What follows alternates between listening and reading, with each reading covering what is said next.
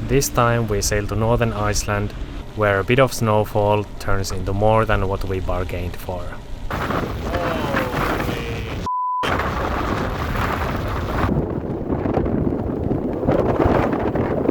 Good morning, we are here in Nordfjordur in eastern Iceland.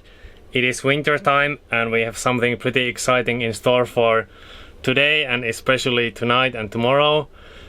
We will be doing an overnight passage around 130 nautical miles to Raufarhöfn, and we'll be going around the Langanes headland, which is one of the worst spots on the Icelandic coast.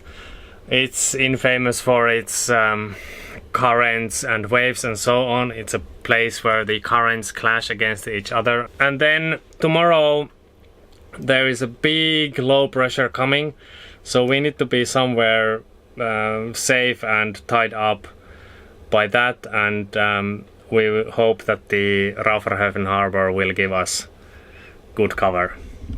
Let's go!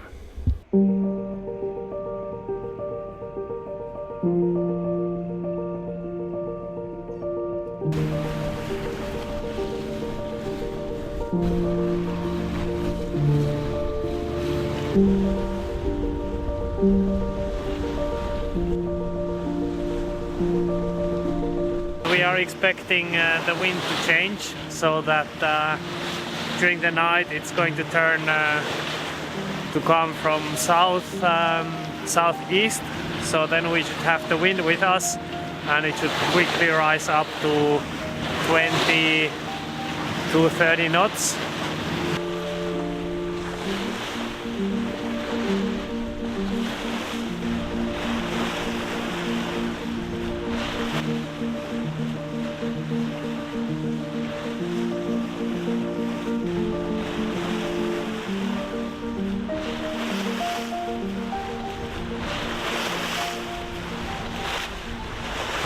Just now rounding the headland that I was talking about, and we are doing fine. There is some current here. We are a little bit early, so I'm going very slowly. And the worst spot is maybe in half a mile or so. But doesn't seem to be too bad. We have around 1 knot of current against us, but then the swell is coming to the other direction, so the current and the swell are kind of clashing here. So that's what's happening. And to be honest, this spot is probably not even all that bad, but it's very hard to know when you go to places like this the first time and you don't have the local knowledge and you just have a cruising guide that says, you know, this place has a really bad reputation and it can be really bad, so yeah.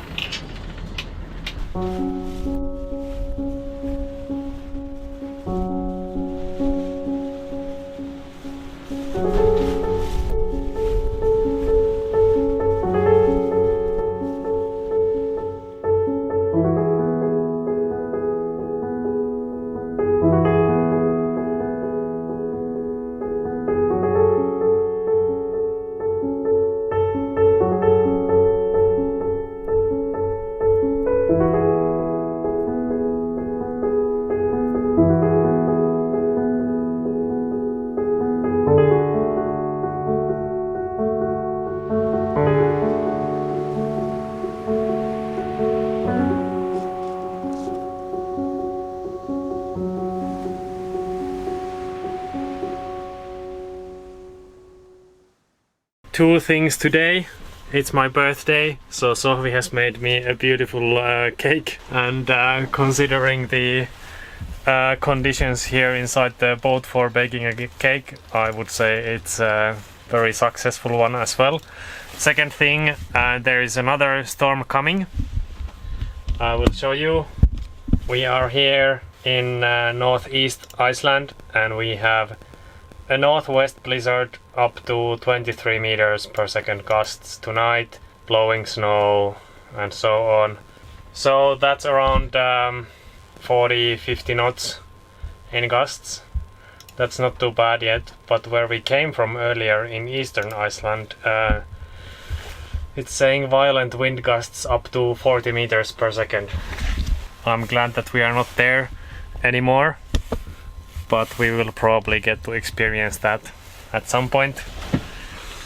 The wind is going to push us away from the dock, so we are going to be fine in that regard. We are not gonna get pushed underneath the tires, at least.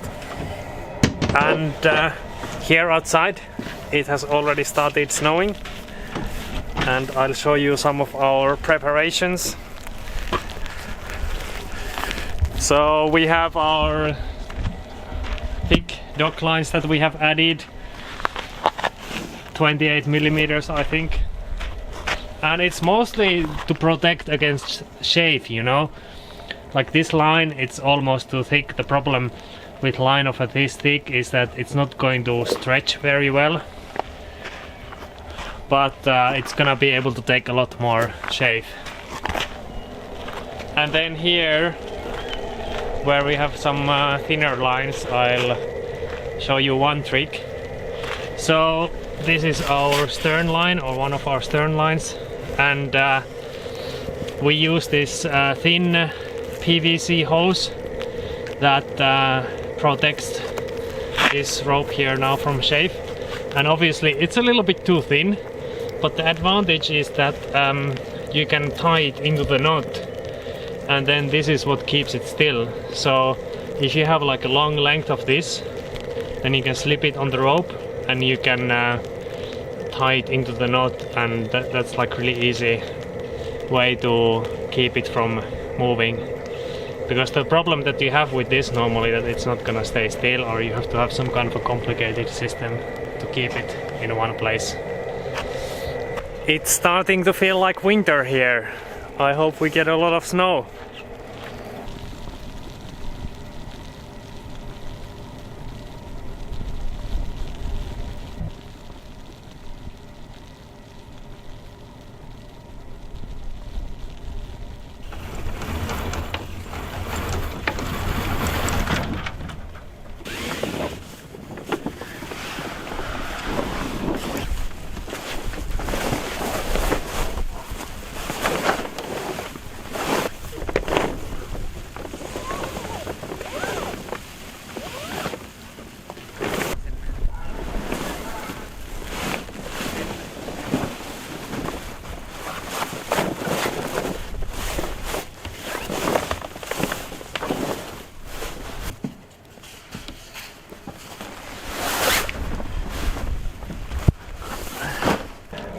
We decided to take the head sails off just to make sure that we're gonna be fine, just to make sure they don't cause us any trouble. And this is how you should do it, right? Before it starts snowing and raining, and before the sails get wet, and also before it gets dark. So take our example. Early preparation is the key.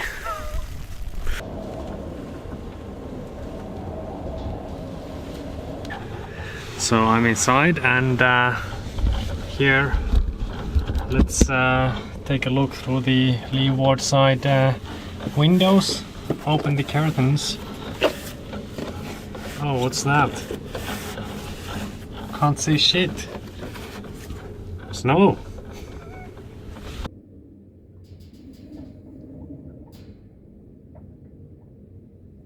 Let's open the door. I hope you are ready.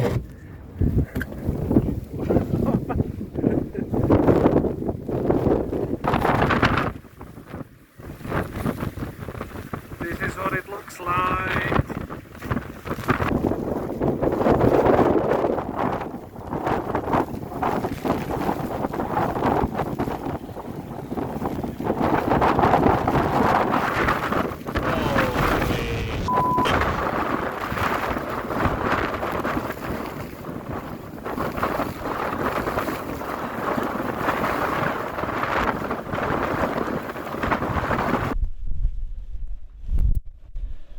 And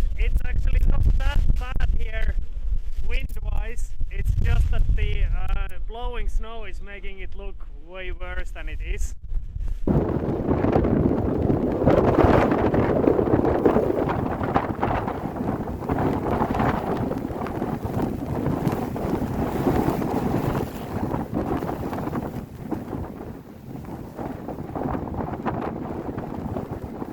The dock and the field over there is slightly above us, so all of the snow is falling straight into the boat and over my face here.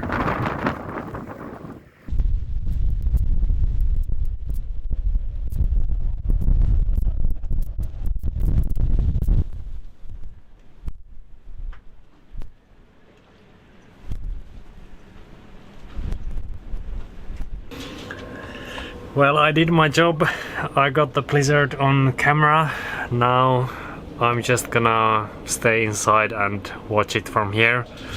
And next update I think is gonna be from tomorrow, when we hopefully have some light and we can see the aftermath.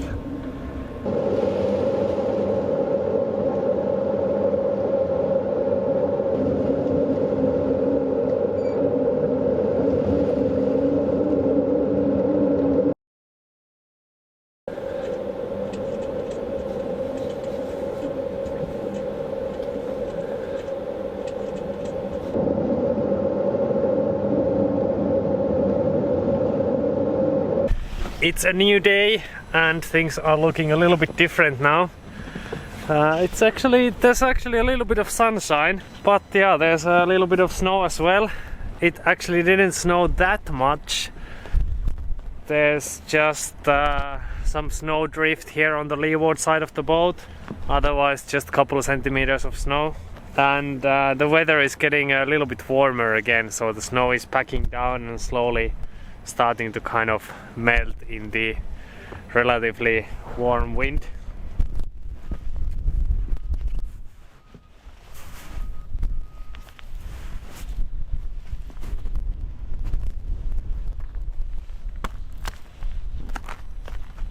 We know that we are going to stay here for a couple more days at least, so we are just gonna leave the snow on the deck because it's a good insulator and it's going to melt away slowly. But that's also a little bit of the annoying thing, that here on the upper deck you can already see how the snow has started melting, and you get this slush that turns into ice. And check out my gloves, by the way, I didn't find anything else. So it turns into ice and then this sticks onto the deck like really well, and this is annoying because it's slippery. And it's funny, here around the hatches you can see the vents and you can see where warm air has been flowing out. So we are definitely losing some heat here, but we need the ventilation, so you can see it there. You can see it on this hatch as well. This is in the bedroom, in the sleeping cabin, and you can see the like the insulation padding that's underneath the hatch. But it's funny how this ice forms here.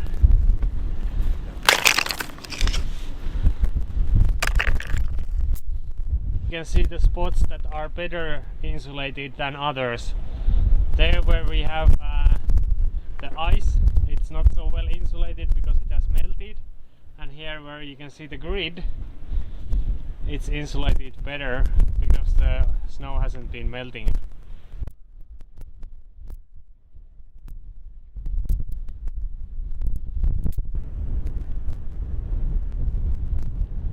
Now the weather is relatively grey, but the wind is steady, so I have my dry suit on and I assembled this yesterday evening. Time to go kite surfing. So there is this bay here, just a few hundred meters from the boat, and this should be a pretty good place for me. Looks kinda grey and bleak, but it's alright. I'm just gonna get the kite up and see how it goes. What we have here is a hydrofoil board, which means that when I'm kiting, the board will rise out of the water and you are just balancing on this, so you are basically flying in the air. The water line is going to be somewhere over here, and I'm a little bit nervous because the last time I was kite surfing, it was 5-6 months ago, and this hydrofoiling thing, it just doesn't come to naturally. It just doesn't come naturally to me yet, and it's somehow not really like a natural, not really a natural thing to do. I still don't really fully understand how the whole thing even works, but somehow it works, even though it's not easy. But I just need to convince myself that I can still do it. Beach here is a little bit covered in seaweed, but I'm just gonna put the board here at the waterline where it's gonna wait for me until I get the kite up. Okay, let's see if we can get the kite up first. Should be like this, I guess.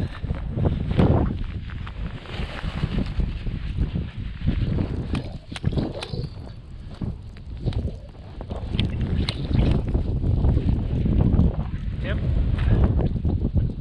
Okay. Here we go. Let's go and find the board. The GoPro started acting up, but luckily Sohvi came just in time to catch my first failures on the camera. I'm definitely not an expert on this, but I don't think that this is how it's supposed to go.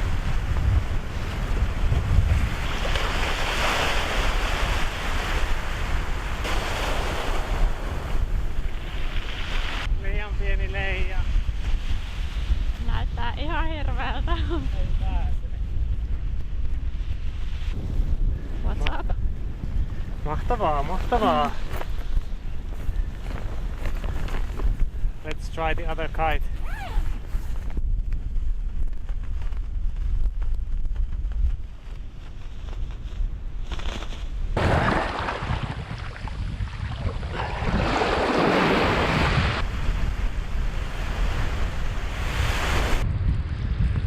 Yubadoo, yubadoo.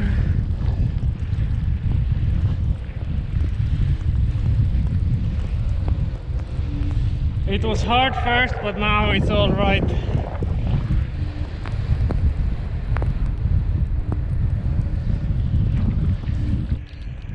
Can we jibe?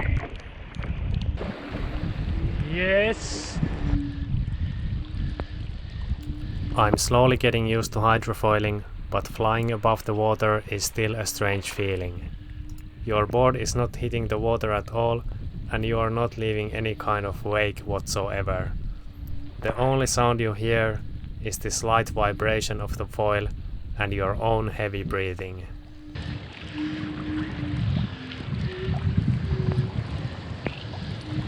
3:30 p.m. now, and the sun is just setting, so it's getting even darker. It's a good time to come out of the water, because otherwise if something happens and it gets dark, well, then you're kind of screwed. But yeah, definitely a different experience kite surfing here, even compared to Finland during the summer. One more thing, I have to thank Fly Surfer Kite Surfing. I'm using Fly Surfer kites here, and then Ursuit dry suits. I'm not a pro kite surfer, but I'm putting this gear to a pretty good test, and so far it's doing very well. I've used the kites also for kite skiing on long multi-day kite skiing tours, and the dry suit, I've used this particular dry suit in all the way up in Svalbard, and it's already a few years old. Still doing great. Now I'm going to pack up and head back to Arctica. She's waiting right over there next to the church. Bye bye.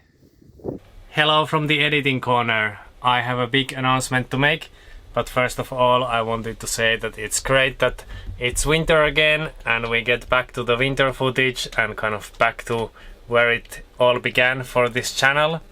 And as for the announcement, it's an exciting one, at least for myself. I have now scaled down on my translation work, so usually I type things here on my computer to earn money to pay the bills, but now I'm concentrating a little bit more on the YouTube stuff and spending a little bit more time on that, and that is of course thanks to you, my viewers, and especially thanks to my patrons. So this is probably not a financially very good move, and especially not a very stable move, because sailing, and especially Arctic sailing, is such a small niche, and YouTube algorithms and things like that are very unpredictable. So, you know, it's a bit exciting for me to see how it goes, but I'm gonna try it out for a bit. You might have noticed that lately the videos have been coming out a little bit more regularly. I've been trying to put out a video once every 2 weeks, whereas in the past, if you've been with me since the beginning, you know that the videos came out like once a month, once per 2 months, and maybe, you know, there might have been a complete total silence for a couple of months somewhere. But now I'm putting something out every 2 weeks, and I try to continue that habit in the future. This is of course a good opportunity for me to advertise my Patreon page a little bit, because when it comes to a very small niche like this, then it's very much the hardcore dedicated viewers and their support that keeps things going for me financially, and you know, that's something that I can use to pay my bills and allocate a little bit more time to making these videos. So if you are interested in crowdfunding these videos, then check out the Patreon page. As a patron, you get access to our WhatsApp group, which is sometimes very active and sometimes completely dead.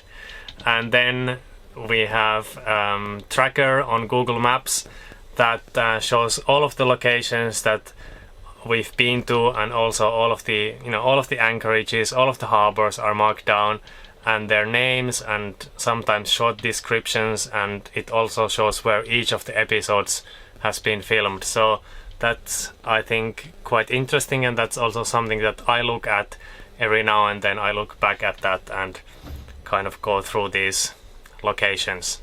Anyway, that was all from me for this time. See you all next time. Bye bye.